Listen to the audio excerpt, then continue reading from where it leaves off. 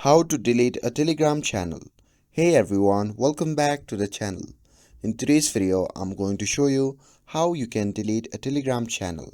So now without further ado, let's get started. So first thing first, open the Telegram app on your phone and make sure that you're logged into your account. And now, once you're inside the app, simply go to the channel that you want to delete. For example, here you can see the Jatric Stringer. So I'm gonna simply tap on that. And now once you are inside the channel, simply tap on the channel name at the top to open the settings. And now from here, you simply have to tap on the option labeled as channel settings. And from here, you simply have to scroll down, and at the bottom, you can see the option labeled as delete channel. So simply tap on that.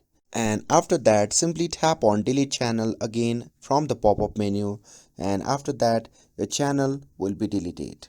And that's it.